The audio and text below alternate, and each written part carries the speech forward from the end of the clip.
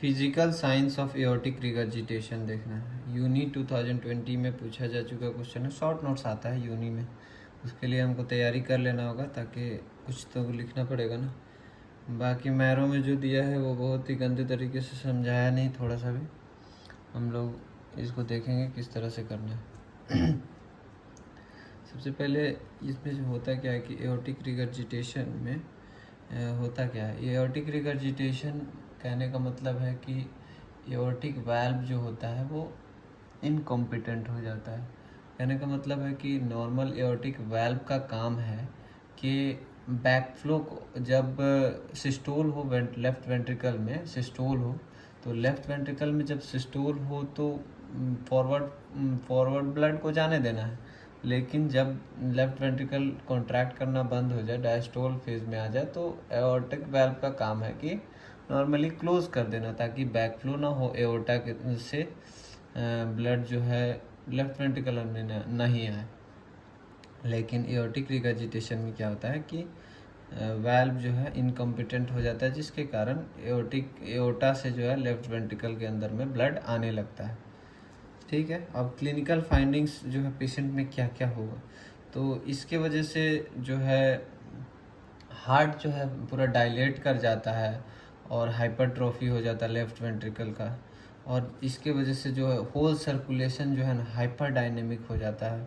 जैसे पूरा आगे की तरफ पीछे की तरफ जो है एओर्टा और लेफ्ट वेंट्रिकल में ब्लड जो है, नॉर्मल तो बीपी वैसे 120/80 होता है, तो उसमें कोई दिक्कत नहीं है। लेकिन जब इसमें ऐसा कंडीशंस आता है जब एओर्टिक रिगर्जिटेशन सीवियर हो जाता है, तो इस केस में हमको लगभग 220/20 भी होने सिस्टोलिक जब पुश करता है, जब एकदम डायलेटेड हार्ट होता है और मतलब हाइपरट्रॉफी लेफ्ट वेंट्रिकल जो कॉन्ट्रैक्ट करता है, तो बहुत ही तेज ब्लड फेंकता है, तो इसमें बहुत हाई ब्लड प्रेशर तक जा सकता है। ठीक है ना। एक यहाँ साइंस सब देखना है हमको। डी मसे इसको बोलता है डी मसेट, MUSET। DE अलग से होता है, डी मसेट साइन एक है। इसको क्या होता है, तो ये हेड नोड करता है, हेड नोडिंग होता है। Head moves with every heart beat, हर एक हार्ट बीट के साथ जो है हेड मूव्स करता है आगे पीछे की तरफ, इसको डी मसेट साइन बोल देता है। और दूसरा डांसिंग कैरेटिड्स होता है, जो कि हर एक हार्ट बीट के साथ जो है कैरोटिड जो है वो पल्स जो दिखता है एकदम, उसको कोरिगन साइंस बोला जाता है। उसके बाद चौथा चीज़ हम देखेंगे कि नेल्स में हम क्या देखते हैं कि नेल्स को जनरली हम प्रेस करेंगे ऐसे, तो नेल्स जो है यहाँ पे वाइटिश दिखेगा आगे की तरफ एज की तरफ, और यहाँ पे पिंकिश दिखेगा। ठीक है ना। तो नॉर्मल पर्सन में ये जो है ये पिंकिश आएगा जाएगा नहीं, लेकिन जो एओर्टिक रिगर्जिटेशन का पेशेंट होगा उसको जो है ये पिंकिश जो है ना आगे पीछे की तरफ जाते जाते दिखेगा जब, तो इसको क्विंकिश साइन बोला जाता है। क्विंकिश साइन, कैपिलरी पल्सेशन दिखता है इसमें। ठीक है ना। नेक्स्ट है हमारा ड्रोजियस साइन। ड्रोजियस साइन क्या होता है, तो नॉइस प्रोड्यूस करता है। जैसे हम फीमोरल आर्टरी में क्या किए, लिटिल बिट प्रेस कर दिए और स्टेथोस्कोप लगा के सुनते हैं, तो इसको हमको नॉइजी साउंड सुनाई देता है, क्योंकि बैक फ्लो होता है आगे पीछे की तरफ, जो जिस तरह से हार्ट बीट करता है उसी तरह से ये आगे पीछे की तरफ जाता है।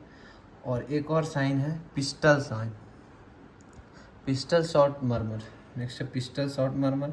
ये क्या होता है, तो हर एक जो फीमोरल आर्टरी है उस पर हम सुनते हैं स्टेथोस्कोप लगा के, तो इसमें प्रेस नहीं करना है। ये ड्रोजियस साइन में DUROZIEZ ऐसा ही स्पेलिंग है। ड्रोजियस साइन जो है इसमें लिटिल बिट फीमोरल आर्टरी को प्रेस करते हैं, लेकिन यहाँ पिस्टल शॉर्ट साइन सुनने के, शॉर्ट मर्मर सुनने के लिए हम प्रेस नहीं करते, बस हार्ट ये स्टेथोस्कोप को ये फीमोरल आर्टरी पे रखते हैं और ये हर एक हार्ट बीट से सुनाई देता है। ठीक है।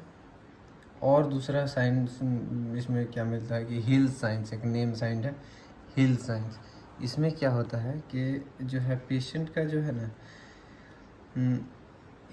वेव इंक्रीज स्ट्रोक में समेट with the reflected wave and form the periphery, creating high systolic blood pressure in the distal arteries. मतलब कहने का मतलब है कि हील साइंस कब सुनाई देता है, तो कहने का मतलब है कि जब जैसे कि हार्ट है तो लोअर लिम्ब में जब जाता है तो बहुत लंबा रास्ता होता है, तो जब हार्ट कॉन्ट्रैक्ट करता है उस समय जो है जो डिस्टल आर्टरीज में है वहाँ तो पल्स जो है वापस भी आता है। जैसे हार्ट कॉन्ट्रैक्ट किया वैसे ही पल्स भेजा हार्ट, और उसी समय वापस आ रहा होता है, क्योंकि वो जो है सेम साइड सेम टाइम में सेम फ्लो तो नहीं होगा। तो जब इधर से जा रहा है और उधर से मतलब डिस्टल साइड से पेरीफेरी मतलब लोअर लिम्ब से वापस आ रहा है पल्स, और दोनों टकरा जाता है तो इसका सिस्टोलिक ब्लड प्रेशर और बढ़ जाता है। तो इसीलिए इसमें कहा गया कि लोअर लिम्ब का ब्लड प्रेशर ज़्यादा हो जाता है। तो ये ज़्यादा दूर जब ट्रैवल करता है तो इसमें बीट इसका जो है फेज जो है वेव नहीं मिल पाता है। और भी छोटे नॉर्मल साइंस है जो कि इसमें मिलता है ऐसे पेशेंट्स में, जैसे कि पेल्पिटेशंस होगा, अवेयरनेस ऑफ पेल्पिटेशन जो होगा, मतलब हार्ट ज़्यादा बीट करेगा, ये सब साइंस मिलता है इसमें। चेस्ट पेन होगा, एंजाइना का होगा चेस्ट पेन, इस्कीमिक प्रॉब्लम होगा कि हाइपरट्रोफी हो गया अगर हार्ट तो हमको इस्कीमिया भी फील होगा, जो है अपना कोरोनरी आर्टरी कंपनसेट करेगा, नहीं दे पाएगा उतना सर्कुलेशन। और कंजेस्टिव कार्डियक फेलियर भी हो सकता है, some patients comes with pulmonary oedema. Pulmonary oedema में क्या होगा, डिस्पनिया ब्रीदिंग प्रॉब्लम के साथ पेशेंट आएगा। जैसे कि लेफ़्ट वेंट्रिकल का प्रेशर बढ़ा तो लेफ़्ट वेंट्रिकल का जब प्रेशर बढ़ेगा तो उसमें उसके साथ साथ लेफ़्ट एट्रियम का भी प्रेशर बढ़ेगा। अब जब लेफ़्ट एट्रियम का प्रेशर बढ़ेगा तो पल्मोनरी वेन में प्रेशर जाएगा, और वो पल्मोनरी वेन के साथ पल्मोनरी कैपिलरी का जो है प्रेशर बढ़ने लगेगा। जब प्रेशर बढ़ेगा तो वहाँ पे एडिमा होने लगेगा, पल्मोनरी एडिमा। और इसीलिए कहा जाता है कि राइट हार्ट फेलियर का मोस्ट कॉमन कॉज है लेफ़्ट हार्ट फेलियर। ठीक है, तो नेक्स्ट है डिस्पनिया के साथ पेशेंट आएगा। एक और होता है कोलैप्सिंग पल्स। कोलैप्सिंग पल्स क्या होता है ना, वाटर हैमर पल्स भी बोला जाता है इसको। मतलब हाई वॉल्यूम पल्स होता है और अचानक से जो है पल्स जो है गायब हो जाता है। मतलब कि इसमें पल्स जो है एकदम हाई वॉल्यूम होगा, अचानक से जैसे ही कॉन्ट्रैक्ट करेगा, क्योंकि हार्ट बहुत डायलेटेड हो जाता है और हाइपरट्रोफिड हो जाता है एओर्टिक रिगर्जिटेशन में। और जैसे ही इसका जो है डायस्टोल ख़त्म होता है तो एओर्टा से पूरा बैक फ्लो वापस चला जाता है, ब्लड जो है एओर्टिक वाल्व तो रोक नहीं पाया तो वापस जो है लेफ्ट वेंट्रिकल में चला गया वहाँ ब्लड जो बचा हुआ था। तो इसलिए डायस्टोल के टाइम जब एओर्टा वेंट्रिकल जब नहीं कॉन्ट्रैक्ट कर रहा होता तब तो वो वापस ब्लड वापस वेंट्रिकल में चला जाता है, जिसके कारण जो है ये बहुत ही मतलब कि कभी कभी पल्स जो है डायस्टोलिक बीपी मिलता ही नहीं है। ठीक है, थैंक यू। इतना लिखने से काफ़ी है, बाकी इसमें तो बहुत सारा चीज़ दिया हुआ है तो सारी चीज़ों पर ध्यान देने का फ़ायदा नहीं है। अभी प्रीवियस ईयर क्वेश्चन ही कर रहे हैं सिर्फ।